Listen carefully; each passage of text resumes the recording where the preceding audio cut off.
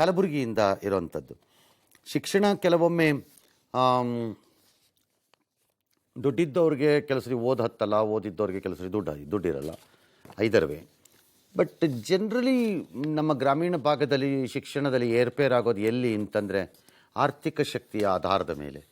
ಕೆಲವೊಮ್ಮೆ ಓದಕ್ಕೆ ಮಕ್ಕಳುಗಳಿಗೆ ಶಕ್ತಿ ಇದ್ದರೂ ತಂದೆ ತಾಯಿಗಳಿಗೆ ಕಷ್ಟ ಆದಾಗ ಯಾವುದೋ ಒಂದು ಕಾಂಪ್ರಮೈಸಲ್ಲಿ ಏನೋ ಒಂದು ಓದಿಸ್ಬಿಡೋಣ, ಇನ್ನೇನು ಮಾಡೋಕ್ಕಾಗತ್ತೆ ಅಂತ.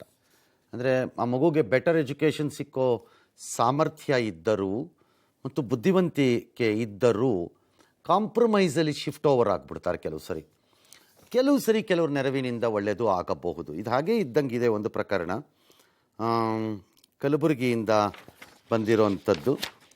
Mostly on in a simple story of an education support ಇದ್ದಂಗಿದೆ. ಲೆಟ್ಸ್ ಸಿ ಏನು ಅಂತ.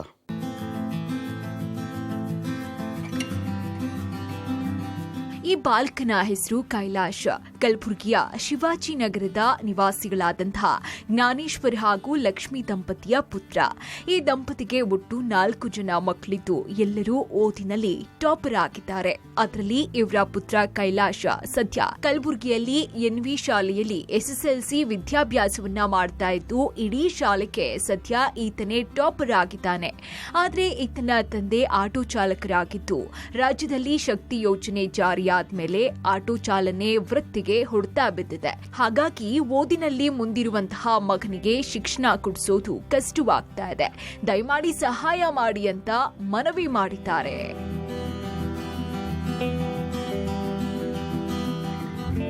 ಇನ್ನು ಈ ದಂಪತಿಗಳಿಗೆ ಇನ್ನುಳಿದ 3 ಜನ ಹೆಣ್ಮಕ್ಳನ್ನ ಸಾಲ ಮಾಡಿ ವಿದ್ಯಾಭ್ಯಾಸವನ್ನ ಕೊಡಿಸ್ತಾ ಇದ್ದಾರೆ. ಆದ್ರೆ ಮುಂದಿನ ದಿನಗಳಲ್ಲಿ ಮಗನಿಗಾಗಿ ಸಾಲ ಮಾಡಿ ಶಿಕ್ಷಣ ಕೊಡಿಸಬೇಕು ಅಂದ್ರೂ ಸಾಲ ಕೊಡೋರು ಕೂಡ ಇಲ್ಲದಂತಾಗಿದೆ. ಇನ್ನು ಲಕ್ಷ್ಮಿ ಅವರು ಮನೆಯಲ್ಲಿ ಟೈಲರಿಂಗ್ ಕೆಲಸ ಮಾಡಿ ನಿತ್ಯ 100 ರೂಪಾಯಿ ಸಂಪಾದನೆ ಮಾಡಿ ಆ ಹಣದಿಂದ ಮನೆಯ ಬಾಡಿಗೆ ಕಟ್ಟಿ ಜೀವನ ನಡೆಸುತ್ತಿದ್ದಾರೆ. ಅದೇನೇ ಇರಲಿ, ರಾಜ್ಯ ಸರ್ಕಾರದ ಶಕ್ತಿ ಯೋಜನೆ ಹಲವು ಮಹಿಳೆಯರ ಸಂತಸಕ್ಕೆ ಕಾರಣವಾದ್ರೆ ಆಟೋ ಚಾಲಕರ ಕುಟುಂಬದಲ್ಲಿ ಕಣ್ಣೀರು ತರಿಸಿರೋದಂತೂ ಸುಳ್ಳಲ್ಲ. ಇವರ ಸಂಕಷ್ಟ ಅದೇನೇ ಆಗಿರಲಿ, ಅದು ಒಬ್ಬ ಪ್ರತಿಭಾವಂತ ವಿದ್ಯಾರ್ಥಿಯ ಶಿಕ್ಷಣಕ್ಕೆ ಅಡ್ಡಿಯಾಗಬಾರದು ಅನ್ನೋದೇ ನಮ್ಮ ಆಶಯ.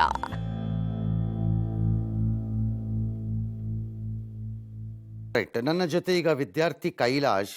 ನೀನು ಆಬ್ವಿಯಸ್ಲಿ ಇಲ್ಲಿರೋರಿಗೆಲ್ಲ ವಯಸ್ಸಾಗಿದೆ, ಹಂಗಾಗಿ ನೀನೇ ವಿದ್ಯಾರ್ಥಿ, ನೋ ಪ್ರಾಬ್ಲಮ್. ತಂದೆ ನೀವು ಜ್ಞಾನೇಶ್ವರ್, ತಾಯಿನಾ ಲಕ್ಷ್ಮಿ. ನೀನೇನು ಹೇಳಿದ್ರಲ್ಲ? ಜ್ಞಾನೇಶ್ವರ್ ಸರ್. ಅಲ್ಲ, ಅವ್ರ ಹೆಸರು ಲಕ್ಷ್ಮಿ. ಬರೀ ಅಷ್ಟೇನಾ?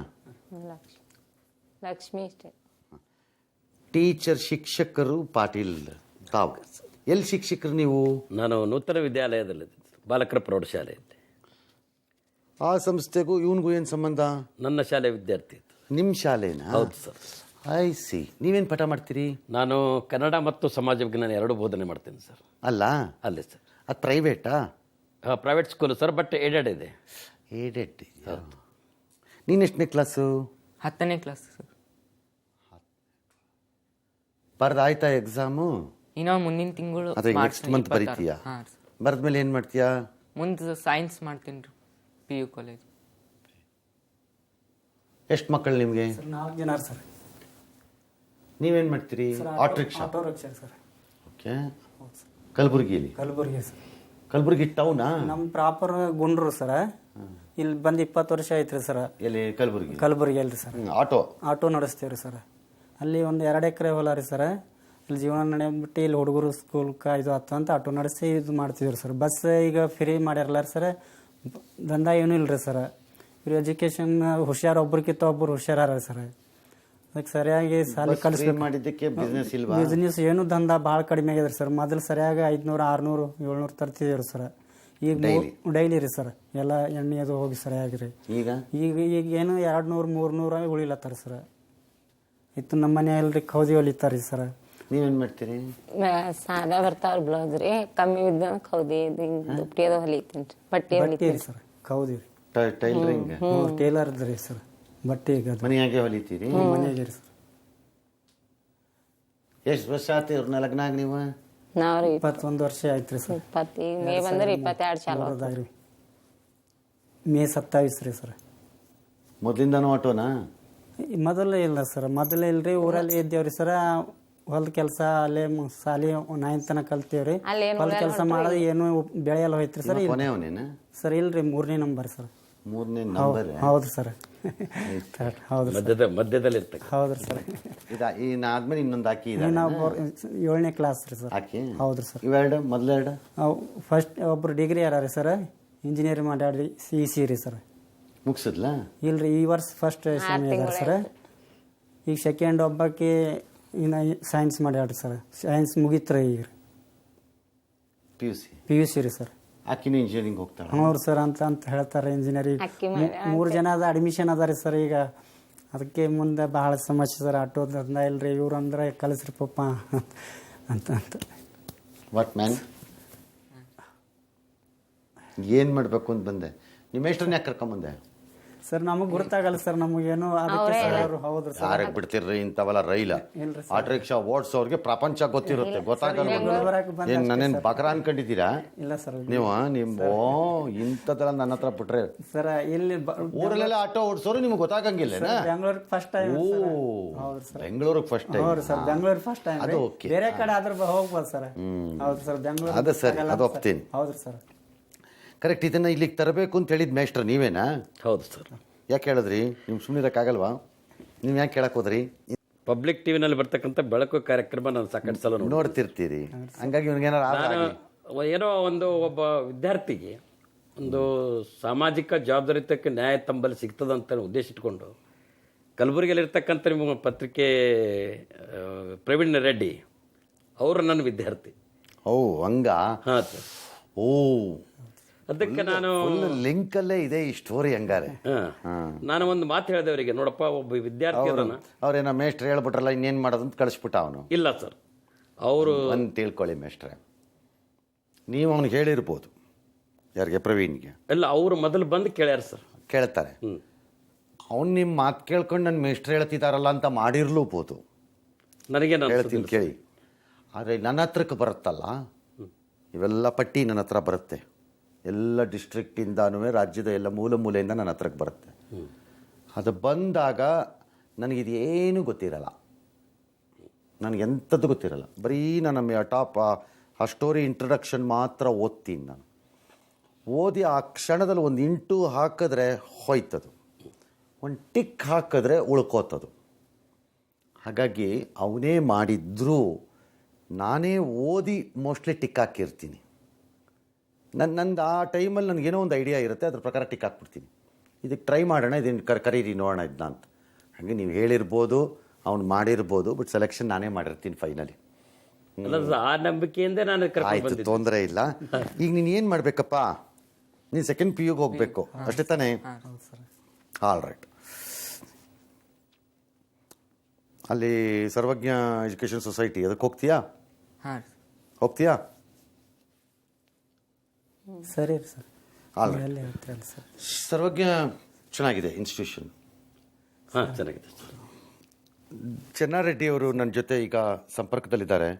ನಮಸ್ಕಾರ, ರಂಗ ಮಾತಾಡ್ತೀನಿ. ಚೆನ್ನಾಗಿದ್ದೀರಾ? ನಮಸ್ಕಾರ ರಂಗನಾಥ್ ಸರ್. ನಮಸ್ಕಾರ ಸರ್. ತಾವು ಆರಾಮಿದ್ದೀರಿ? ಆರಾಮಿದ್ದೀನಿ ಸರ್. ಈಗ ಈ ಮಗು ಒಂದು ಕಳಿಸ್ಕೊಡ್ತೀನಿ, ಹೌದು. ಅದಕ್ಕೆ ಏನು ಮಾಡಬೇಕು ಅನ್ನೋ ಪ್ಲಾನಿಂಗ್ ನಾವು ಮಾಡ್ಕೊಳ್ಳೋಣ. Let him study. ಒಂದು ಟಾಪರ್ ಇದ್ದಾನೆ ಸ್ಕೂಲ್ನಲ್ಲಿ. ಅದು ಎಷ್ಟನೇ ಕ್ಲಾಸ್ ಸರ್? ಈಗ SLC ಬರೀತಾನೆ, PUCಗೆ ಬರ್ತಾನೆ. ಮಾರ್ಚ್ ಆದ್ಮೇಲೆ PUCಗೆ ಬರ್ತಾನೆ, ಕಳಿಸ್ಕೊಡ್ತೀನಿ. ಸೈನ್ಸ್ ತಗೋತಾನೆ, ಟಾಪರ್ ಇದ್ದಾನೆ ಅವನ ಸ್ಕೂಲ್ನಲ್ಲಿ ಅವನು. ಹಂಗಾಗಿ ಅದೇನು ತೊಂದರೆ ಆಗ್ಲಿಕ್ಕಿಲ್ಲ. ಅವನ ಓದಿನ ಬಗ್ಗೆ ನನಗೆ ಅನುಮಾನ ಇನ್ನೂ ಬಂದಿಲ್ಲ. ಅವನ ಓದಿನ ಬಗ್ಗೆ ಅನುಮಾನ ಬಂದ್ರೆ ಅವನು ಬುರುಡೆ ಹೊಡೆದಾಕ್ತೀನಿ. ಇಲ್ಲ ಮಾಡ್ತಾ ಇರ್ತಾರ, ಯಾಕಂದ್ರೆ ಆರ್ಥಿಕವಾಗಿ ಬಡತನಿರ್ತಕ್ಕಂಥ ಮಕ್ಕಳು ಏನಾದ್ರು ಆಗ್ಬೇಕಂತ ತುಡಿತದಿಂದ ಅದಕ್ಕೆ ನಾನು ನಿಮ್ಮ ಸಂಸ್ಥೆಗೆ ಸೆಲೆಕ್ಟ್ ಮಾಡ್ಕೊಂಡೆ, ಅಲ್ಲಿಗೆ ಕಳ್ಸ್ಕೊಡೋಣ ಅಂತ. So nice of you sir. Thank you. ನಮಸ್ಕಾರ ಸರ್. ಒಂದು ಕೆಲಸ ಮಾಡು, ನೀನು ಎಕ್ಸಾಮ್ ಬರೀ, ಎಕ್ಸಾಮ್ ಬರೆದು ನನಗೆ ಮಾರ್ಕ್ ಶೀಟ್ ಕಳಿಸು. ಓಕೆ ಸರ್, ಕಳಿಸ್ಕೊಡ್ತೀನಿ ನಾನು. ನಿನ್ಗೆ ಅಲ್ಲಿ ಕಳಿಸೋದು ನನ್ನ ಜವಾಬ್ದಾರಿ. ಆದರೆ 2 condition. Number 1, first PU second PUನಲ್ಲಿ ನೀನಲ್ಲಿ ಓದೋವಾಗ ನಿನಗೆ ಏನು ವ್ಯವಸ್ಥೆ ಆಗಬೇಕು ಅದು ನಾನು ಮಾಡಿಸ್ಕೊಡ್ತೀನಿ, ಗೊತ್ತಾಯ್ತಾ? ಅವ್ರೇನು ನಿನ್ನ ಫೀಸ್ ಕೇಳೋಂಗಿಲ್ಲ, ಮಾಡೋಂಗಿಲ್ಲ, ಏನೂ ಇರಲ್ಲ. ನಾನು ಮಾಡಿಸ್ಕೊಡ್ತೀನಿ. ಅದನ್ನು 0 ಮಾಡಿಸ್ತೀವಿ ನಾವು. ಆ 0 ಮಾಡ್ತಿರೋದ್ರ ಹಿಂದೆ ನಿನಗೊಂದು ಜವಾಬ್ದಾರಿ ಇದೆ ಅನ್ನೋದನ್ನು ಮರಿಬೇಡ.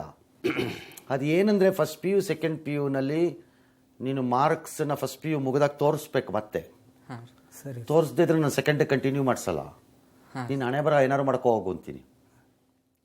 ನೀನು ಇಷ್ಟ ಬಂದಂಗೆಲ್ಲ ಮಾಡಿದ್ರೆ ಮಾರ್ಕ್ಸ್ ತೊಗೊಂಡ್ರೆ ನನಗೆ ಒಪ್ಪಲ್ಲ ಆಗ. ಅರ್ಥ ಆಯ್ತಾ? ಒಂದು. ಎರಡನೇದು, ಸೆಕೆಂಡ್ PU ಆದಮೇಲೆ ನೀನೇನೋ ಡಿಗ್ರಿಗೆ ಹೋಗ್ತೀಯಾ, ಯಾವುದೋ ಒಂದು ಮಾಡ್ತೀಯಾ, ಇನ್ನೋ ಒಂದು ಆಗುತ್ತದೆ ಅವತ್ತಿನ ದಿನದಲ್ಲಿ, ಪ್ರಶ್ನೆ ಬೇರೆ. ಬಟ್ 2 ಜವಾಬ್ದಾರಿ ಆಗ. ಒಂದೇನು, ಇಷ್ಟೆಲ್ಲ ಕಷ್ಟಪಡ್ತಿರೋ ಅವರನ್ನು ಸರಿಯಾಗಿ ನೋಡ್ಕೋ. ಎರಡನೇದು, ಅವರು ನಿನ್ನಿಂದ ಏನನ್ನು ನಿರೀಕ್ಷೆ ಮಾಡಲ್ಲ, ಜ್ಞಾಪಕ ಇಟ್ಕೋ. ಗೊತ್ತಾಯ್ತಾ ನಿನಗೆ? ಸಾಮಾನ್ಯವಾಗಿ ನಮ್ಮ ದೇಶದಲ್ಲಿ ಒಳ್ಳೆ ಶಿಕ್ಷಕರು, ಒಳ್ಳೆ ಟೀಚರ್ಗಳು ತಮ್ಮ ವಿದ್ಯಾರ್ಥಿಗಳಿಂದ ಅವ್ರು ಏನನ್ನು ನಿರೀಕ್ಷೆ ಮಾಡಲ್ಲ. ಅವ್ರು ನಿರೀಕ್ಷೆ ಮಾಡೋದು ಒಂದೇ, ನಮ್ಮನ್ನು ನೆನಪಲ್ಲಿಟ್ಟಿದ್ರೆ ಸಾಕಿ ಇವರು ಅಂತ. ಅವ್ರು ಅದಕ್ಕಿಂತ ದೊಡ್ಡ ನಿರೀಕ್ಷೆ ಏನು ಮಾಡಲ್ಲ. ನನಗೂ ಟೀಚರ್ಸ್ ಇದ್ರಲ್ಲ ಅಲ್ವಾ, ನನ್ನನ್ನು ಎಂದೂ ಅವ್ರು ಏನೂ ಕೇಳಲ್ಲ, ಯಾವ ಟೀಚರು ಕೇಳಲ್ಲ. ನಾವು ಅವ್ರಿಗೆ ಎಷ್ಟೋ ಸರಿ ತುಂಬ ಕಷ್ಟದಲ್ಲಿರ್ತಾರೆ, ಆದರೂ ಕೇಳಲ್ಲ ಅವರು. ಭಾಳ ರೇರ್ ಅವರು ಅದನ್ನೇನಾರ ಹತ್ರ ತೆತ್ತೋದು. ಹಾಗಾಗಿ ಮರಿಬೇಡ ಒಂದು ಟೀಚರು, ಒಂದು ಸ್ಕೂಲನ್ನು. ಅರ್ಥ ಆಯ್ತಾ? ನೀನು ದೊಡ್ಡ ಮನುಷ್ಯ ಆಗ್ಬೋದು, ಮರಿಬೇಡ ಅಷ್ಟೇ. ಅರ್ಥ ಆಗ್ತಿದ್ಯಾ? ಎರಡನೇದು ಅವ್ರನ್ನ ನೋಡ್ಕೊ. ಮೂರನೇದು ಭಾಳ ಇಂಪಾರ್ಟೆಂಟ್, ನೀನು ಚೆನ್ನಾಗಿ ಓದಿದ್ರೆ, ದೊಡ್ಡ ಮನುಷ್ಯ ಆದರೆ, ನೀನು ದುಡಿದಿದ್ದ ದಿನ ಸಾಧ್ಯ ಆದರೆ ನಿನ್ನ ಥರ ಒಂದು ಮಗು ಮಾಡಿಕೊಡು. ಅರ್ಥ ಆಯ್ತು? ಸಾಧ್ಯ ಆದರೆ, ನಿನ್ನ ಮನಸ್ಸು ಒಪ್ಪಿದ್ರೆ, ನೀನು ಸ್ವಾರ್ಥಿ ಅಲ್ಲದಿದ್ದರೆ ಒಂದು ಮಗುಗೆ ಮಾಡಿಕೊಡು. ಜಾಸ್ತಿನೂ ಕೇಳಲ್ಲ ನಾನು. ಅರ್ಥ ಆಗ್ತಿದ್ಯಾ? ಅಥವಾ ಎಲ್ಲ ಲಗ್ನ ಆಯಿತು, ವಿವಾಹ ಆಯಿತು, ಹೆಂಡತಿ ಬಂದು ಅಂತ ಓಡೋಗ್ಬಿಡ್ಬೇಡ. ಇಲ್ರಿ ಸರ್. ಹಾಂ, ಚಿಕ್ಕ ಹುಡುಗ ಆದರೂ ಹೇಳ್ತಾ ಇದ್ದೀನಿ, ಯಾಕಂದರೆ ಈಗಿನ ಹುಡುಗರುಗಳಿಗೆಲ್ಲ ಗೊತ್ತಿರುತ್ತೆ. ಹಾಂ, ಗೊತ್ತಾಯ್ತೇನೆ? ಚೆನ್ನಾಗಿ ಓದು. Will see. ಇಲ್ಲದೇ ಇದ್ದರೆ ಯಾಕೆ ನಿನ್ನ ಮೇಷ್ಟ್ರು ನಿನ್ನ ಬಗ್ಗೆ ಇಂಟ್ರೆಸ್ಟ್ ತೊಗೋಬೇಕು? ನಿನ್ನಂಥ 1000 ಸ್ಟೂಡೆಂಟ್ಸ್ ಇರ್ತಾರೆ, ಅವ್ರಿಗೆ ಬರ್ತಾ ಇರ್ತಾರೆ, ಹೋಗ್ತಾ ಇರ್ತಾರೆ. ಅವರು ಏಡೆಡ್ ಸ್ಕೂಲ್ಗಳಾದಾಗ ಅವ್ರು ಎಂಥದ್ದೋ ಒಂದು ಮಾಡ್ಕೊಂಡು ಹೋದ್ರೆ ಸಂಬಳ ಬರ್ತಿರುತ್ತೆ. ಸಂಬಳ ಬರುತ್ತೆ. ಒಂದು ತಿಂಗಳು ಹಿಂಗಾಗ್ಬೋದು, ಒಂದು ತಿಂಗಳು ಹಂಗಾಗ್ಬೋದು, 15 ದಿನ ಹಿಂಗಾಗ್ಬೋದು, ಬರುತ್ತವ್ರಿಗೆ ಸಂಬಳ. ಅವ್ರಿಗೆ ನಿನ್ನಿಂದ ಏನು ಆಗಬೇಕು? ಅವ್ರಿಗೆ ನಿನ್ನಂಥವ್ನಿಗೆ ಎಷ್ಟು ಮಕ್ಕಳು ಅವ್ರಿಗೆ? ಆದರೆ ಆಸಕ್ತಿ ಅವ್ರು ತೊಗೊಂಡಿರ್ತಾರೆ ಕೆಲವು ವಿದ್ಯಾರ್ಥಿಗಳ ವಿಚಾರದಲ್ಲಿ. ಅಂದರೆ ಆ ವಿದ್ಯಾರ್ಥಿಗಳ ಏನೋ ವಿಶೇಷ ಇರಬಹುದು ಅಂತ ಗುರುತಿಸಿರ್ತಾರೆ. ಈ ನನ್ನ ಕೇಸಲ್ಲೂ ಆಗಿರೋದೆ. ಅರ್ಥ ಆಯ್ತಾ ನಿನಗೆ? ಹಾಗಾಗಿ ನಿನ್ಗೆ ಹೇಳ್ತಿರೋದು. ಡನ್? ಮತ್ತೆ ತಗೋತೀಯ?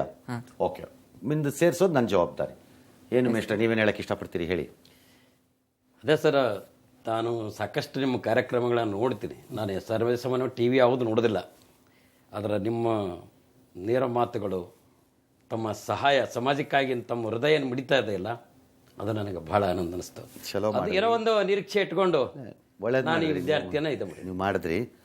ನೀವು ಮಾಡಿದ್ರಿಂದ ನನಗೆ ಗೊತ್ತಿಲ್ಲ ನಾಳೆ ಏನಾಗತ್ತೋ. ಕೆಲವೊಮ್ಮೆ ನಾವು ಆರಂಭದಲ್ಲಿ ಏನೋ ಮಾಡೋಕ್ಕೆ ಹೋಗಿರ್ತೀವಿ, ಅದು ಏನೇನೋ ಆಗೋಗಿರುತ್ತೆ. ನಮಗೆ ಆಶ್ಚರ್ಯ ಆಗುತ್ತದು. ಹೀಗೂ ಆಯ್ತಾ ಅದು ಅನ್ಸತ್ತೆ. ನನ್ನನ್ನು ಪತ್ರಿಕೋದ್ಯಮಕ್ಕೆ ತಂದಾಗ ಅವತ್ತಿನ ದಿನದಲ್ಲಿ ಅವರು ಹೀಗೆಲ್ಲ ಆಗೋಬೋದು ಅಂತ ನನ್ನನ್ನು ಪತ್ರಿಕೋದ್ಯಮಕ್ಕೆ ತಂದಿದ್ರೋ ಇಲ್ವೋ? ಒಳ್ಳೆ ಹುಡುಗ ಕಷ್ಟಪಡ್ತಾನೆ, ಚೆನ್ನಾಗಿ ಮಾಡ್ತಾನೆ ಅನ್ಸತ್ತೆ ಅಂತೇಳಿ ಬಾರ ಸೇರ್ಕೊಳ್ಳೋ ಅಂತಂದಿರ್ಬೋದು, ಅಷ್ಟೇ ತಾನೆ? ಅವ್ರಿಗೂ ಐಡಿಯಾ ಇರಲ್ಲ ರಂಗನ ಲೈಫ್ ಹೀಗಾಗ್ಬೋದು ಅಂತ, ಅಲ್ವಾ? ಹಾಗಾಗಿ ಕೆಲವೊಮ್ಮೆ ಯಾತಕ್ಕೆ ಆಯ್ಕೆ ಆಗಿರುತ್ತೆ ಅಂತ ನಮಗೂ ಗೊತ್ತಿರಲ್ಲ. ಇವತ್ತು ನಿಮಗೂ ಗೊತ್ತಿಲ್ಲದೆ ಇರಬಹುದು, ನಾಳೆ ಏನೋ ಆಗ್ಲೂಬೋದು. ಅದನ್ನು ನೋಡೋಕ್ಕೆ ನಾವಿಬ್ಬರು ಇದ್ದರೆ ನೋಡೋಣ, ಇಲ್ದಿದ್ರೆ ಇಲ್ಲ, ಅಷ್ಟೇ. ಅರ್ಥ ಆಯ್ತಾ? ಅರ್ಥ ಆಯ್ತಾ ಇಬ್ಬರಿಗೂ? ಸರಿ, ವ್ಯವಸ್ಥೆ ಮಾಡಿಸ್ಕೊಡ್ತೀನಿ ನಾನು. ಹಾಂ, ಓಕೆ.